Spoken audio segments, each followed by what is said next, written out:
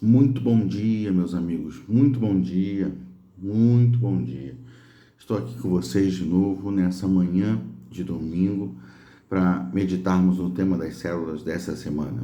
Amém? Vamos lá? Continuamos caminhando no texto do Sermão do Monte. E o Sermão do Monte continua nos desafiando, né? Na semana passada nós entramos na temática que envolve como chama? Meu Deus, me fugiu a palavra, as recompensas. Recompensas. Falamos sobre esmolas e falamos sobre a recompensa, né? Dessas esmolas que a gente dá, ou dessa ajuda aos... Esmola não é mais um termo, né, que a gente costuma usar nesses dias, né? Nos tempos modernos a gente não costuma mais usar essa palavra, né? Mas fala da ajuda aos necessitados. Então há uma recompensa. E a recompensa maior que a gente tem por ajudar o necessitado é de ter o necessitado ajudado. É a recompensa maior, né? Enfim, se havia alguém com fome, alguém teve sua fome saciada. Perfeito. Então, essa é a nossa recompensa maior. Mas algumas pessoas gostam de tocar a trombeta ou de chamar a atenção para aquilo que fazem. Bom, nesse momento aqui, né, nesse texto de hoje, Jesus também fala disso. Fala sobre a oração, que é um aspecto de intimidade, de profundidade no relacionamento com o Senhor, mas que algumas pessoas usam num aspecto exterior para atrair os olhos dos outros para a sua própria espiritualidade. E aí ele diz, lá no capítulo 6 de Mateus, versículos 5 e 6, ele diz: quando vocês orarem, não sejam como os hipócritas. Então Jesus começa, em vez de falar assim, olha, quando vocês orarem, façam isso, né? Quando a gente vai ensinar alguma coisa, faz uma listinha de prioridades, ó. Bom, para você fazer tal coisa, primeiro faça isso, depois faça aquilo, depois faça aquilo. Então, Jesus começa o texto com negativas. Isso é uma característica para ressaltar o valor daquela coisa. Para você fazer essa coisa, primeiro lugar, não faça nunca isso. Essa é uma forma de ressaltar o valor daquela atividade, o valor daquela coisa. Então a gente começa com a negativa para poder atrair a atenção.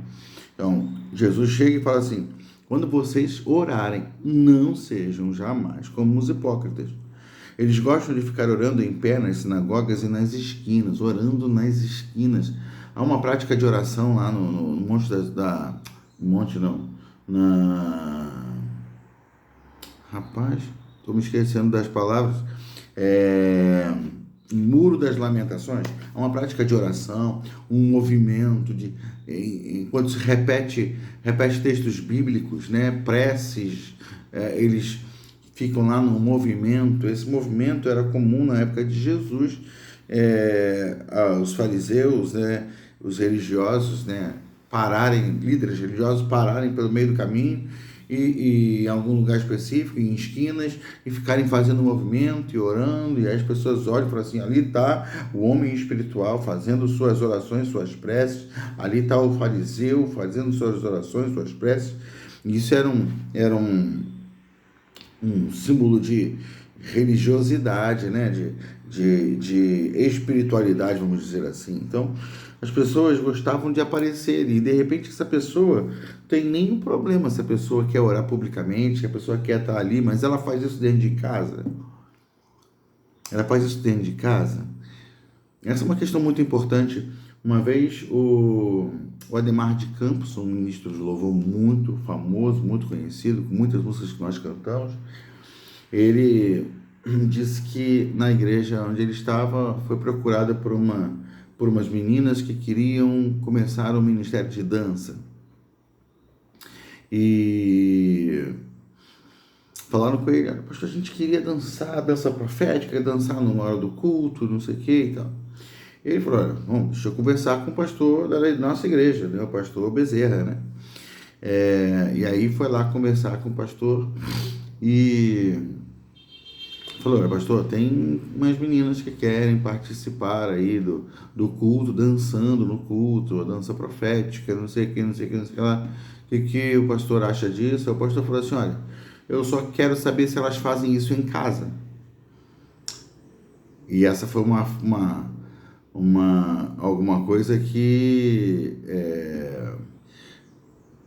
foi bem interessante, o Ademar de Campos contando sobre isso, falando, né, expondo esse posicionamento do pastor, e levou isso para as meninas e achou muito sábio da parte do pastor, porque fazer as coisas na igreja é fácil, né? Dançar, orar e fazer uma série de coisas dentro da igreja. Ser um bom pai dentro da igreja é fácil, ser um bom marido dentro da igreja é fácil, ser um bom amigo dentro da igreja é fácil. Ser um pastor com vida espiritual na igreja é fácil. Ser um pastor com vida espiritual dentro de casa é tão difícil quanto para qualquer outra pessoa. Então, não difícil, né? É tão necessário quanto para qualquer outra pessoa, mas pode ser tão negligenciado quanto qualquer outra pessoa negligencia. Então, assim, fazer as coisas na igreja é fácil. Aquela resposta daquele pastor foi muito interessante. Elas fazem isso em casa? Se elas são chamadas para isso, elas, no momento de oração delas, elas vão dançar para o Senhor. Então, a mesma coisa, né? Quando a gente pensa aqui na oração, nesse chamado para oração. Não sejam como os hipócritas, eles gostam de ficar em pé nas sinagogas, nas esquinas, a fim de serem vistos. Eles querem ser vistos naquela prática, naquele exercício, porque aquilo dá status para eles. Status de que eles são mais espirituais, né? Enfim, de que eles valorizam mais a presença do Senhor, ou conhecem mais a Deus, ou sei lá o que possa se passar pela mente de pessoas assim. Aí Jesus diz assim: eu asseguro que eles já receberam sua plena recompensa. Bom, se eles querem ser vistos, foram vistos. Se eles querem ser aplaudidos, talvez algumas pessoas os tenham aplaudido, os tenham considerado mesmo como especiais. Pronto. Se era esse o propósito, eles alcançaram. Mas se o propósito é tocar no coração de Deus, agradar ao Pai, a coisa tem que ser diferente. Aí Jesus fala: mas quando vocês orarem, né? Quando você orar, vá para o seu quarto, feche a porta e ore a seu Pai que está em secreto. Então seu Pai que vem em secreto recompensará. Então, uma oração, a oração é que acontece na relação pessoal. A oração também acontece no contexto coletivo. Nós temos chamados de Deus ao contexto coletivo de oração. Nessa manhã de domingo, né? Nessa manhã de domingo, vamos estar juntos em oração e jejum na casa de Deus, buscando coletivamente ao Senhor, buscando como grupo, buscando como uma família, como um corpo, a presença de Deus, a graça, a bênção dele, né? A direção dele. Então, mas essa relação com Deus acontece nesse lugar de intimidade, onde a gente ouve a voz de Deus com maior clareza, onde a gente conhece Deus com maior profundidade. Então, quando você orar, quando vocês orarem, não sejam como aqueles que só querem aparecer para os outros. Não. Pense que oração é conexão com Deus. Então, entre no seu lugar secreto. Entre no quarto, feche a porta e fique lá, você e Deus, para se conhecerem. Então, essa é uma questão muito importante quanto à construção de uma vida de oração. E esse tema está dentro do Sermão do Monte, de um bloco importante no registro do Novo Testamento, que é onde Jesus fala sobre o reino de Deus e quem é o cidadão do reino dos céus. Então, Jesus está dizendo aqui para a gente que o cidadão do reino dos céus é alguém que ora sempre, ora continuamente, ora com propósitos bem definidos, ora desejando intimidade com Deus. Então, assim, a tônica da religião é fazer coisas. A tônica do reino dos céus é ser, não fazer. Fazer sim, mas o fazer é resultado do ser. A gente não faz para se tornar, a gente faz porque foi transformado, foi feito. A gente foi feito alguma coisa. E aí, a partir disso, a gente realiza o que precisa realizar. Mas a tônica da religião, que é o fazer, pensa que é fazendo coisas que a gente vai atrair a bênção divina, atrair o favor divino. O favor divino é resultado daquilo que nós semeamos em práticas religiosas, né? E veja, isso não é assim. Nenhuma bênção que ele derrama sobre qualquer um de nós é plenamente um resultado de alguma coisa que fazemos. Eu coloquei a palavra plenamente, por quê? Porque, em princípio, eu vou dizer aqui que nenhuma bênção que ele derrama sobre qualquer um de nós é um resultado de algo que fazemos. Não é nada que fazemos que atrai as bênçãos de Deus. É a graça dele que derrama essas bênçãos sobre nós. Não é, a gente nunca tem mérito no que Deus faz a nosso respeito. Mas, em compensação, o texto vai dizer, parece dizer alguma coisa contrária. Bom, se você... há uma recompensa para quem faz determinada coisa. Mas a ideia da recompensa não é um pagamento se você fizer tal coisa, mas é a consequência desse investimento. Quando você investe em profundidade na vida, num relacionamento com alguém, qual vai ser a consequência disso? Uma amizade que vai te trazer, normalmente, né, a amizade vai te trazer a bênção de ter alguém, de poder compartilhar a vida com alguém, não é verdade? Quando você conhece uma pessoa, começa um relacionamento com ela e vai casar, você tem responsabilidade, compromisso, mas tem o benefício da companhia, o benefício de poder dividir a vida com uma pessoa, de poder usufruir da presença dela com você. Então há uma recompensa. Qual é a recompensa que a gente tem por buscar ao Senhor? Conhecer a Ele. Conhecer a Ele. A boa recompensa é ter a vida eterna, é poder estar livre da condenação, do inferno, e poder ter a vida eterna com o Senhor. Não, a Bíblia fala que a vida eterna é conhecer a Jesus. A vida eterna é conhecer a Ele. Então, tudo foi dado por nós, tudo é dado por nós pela graça. Então, eu não preciso orar para ter recompensas, mas quando eu oro, eu sou recompensado pela bênção da sua presença na minha vida. Aleluia! Então, o texto nos dá uma promessa de uma recompensa para a oração que se deve fazer no lugar santo, no lugar secreto. Deve é de dever mesmo, é um dever nosso, é um chamado nosso. Não um chamado para ser encarado como uma obrigação esvaziada de propósito. Não é obrigação por obrigação. Faça, senão você não vai ser abençoado. Faça, senão não haverá recompensas. Ore, senão você não vai... Não é essa a ideia. Mas a oração é um dever. Jesus não fala assim, se vocês orarem, se um dia vocês quiserem orar, não, quando vocês orarem. Por quê? Porque a oração precisa ser alguma coisa comum na vida de vocês. Precisa ser alguma coisa que vocês façam sempre. Então, quando vocês orarem, Jesus, então, não está modelando um ritual ocasional. No dia que vocês pararem, forem a algum templo, entrarem e quiserem orar, façam desse jeito. Não, ele não está modelando um ritual ocasional. Ele está modelando uma prática de vida. façam assim. O jeito melhor de orar é esse. O jeito de orar é entrando no lugar secreto e conhecendo Deus, né?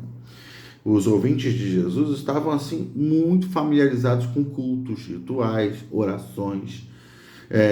E nesse processo do culto, né, a performance é importante. Eu fui ministro de louvor durante a maior parte da minha vida. E às vezes a gente pensa na performance. É isso mesmo, qualquer um de nós pensa na performance.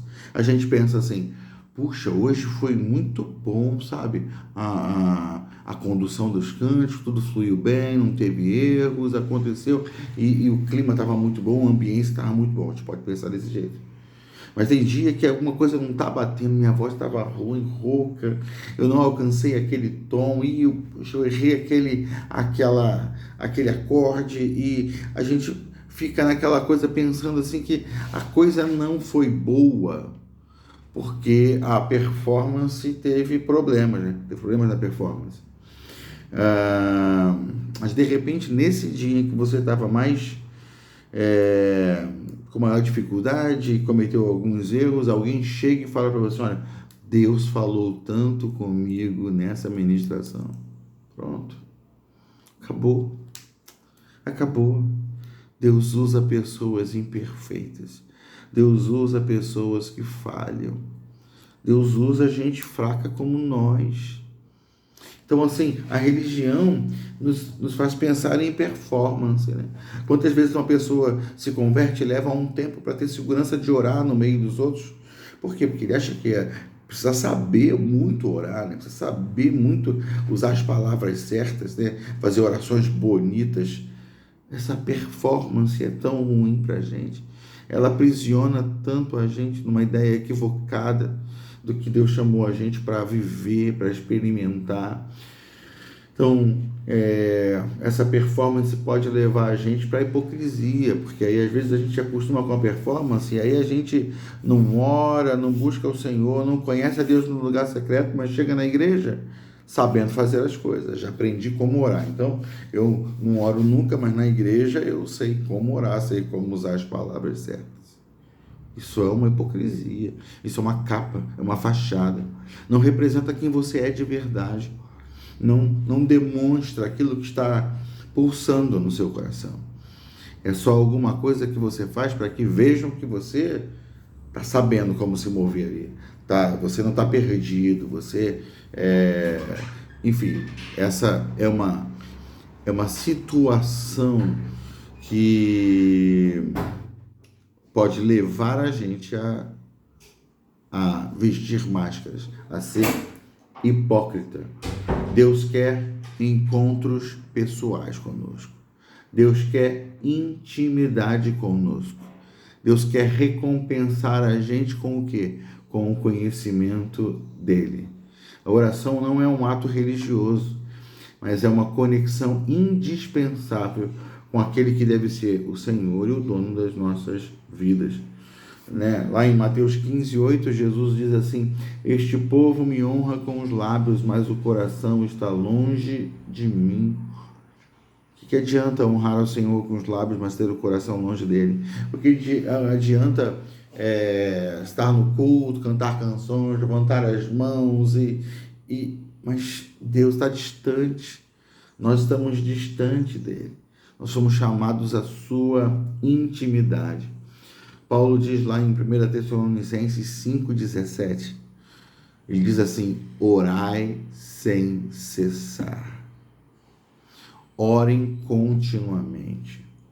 Bom, se Jesus nos ensina que oração é intimidade com Deus, é mergulho na intimidade de Deus, é conhecimento profundo de Deus, mas ao mesmo tempo a Bíblia diz para a gente orar sem cessar, significa que a gente tem que viver uma vida contínua, viver continuamente buscando essa intimidade, viver mergulhado nessa intimidade, viver buscando sensibilidade com relação à presença de Deus, à voz de Deus, aquilo que Deus quer falar e fazer.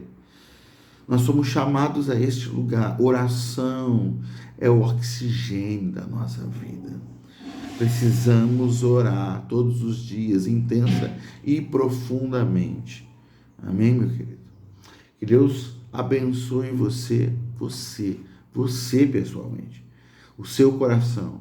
Que Deus fortaleça, te ajude a fortalecer a sua vida de oração. Deus abençoe nossa célula nessa semana e que seja um tempo de edificação e crescimento e aprofundamento naquilo que Deus tem como propósito para as nossas vidas. Amém? Deus abençoe você.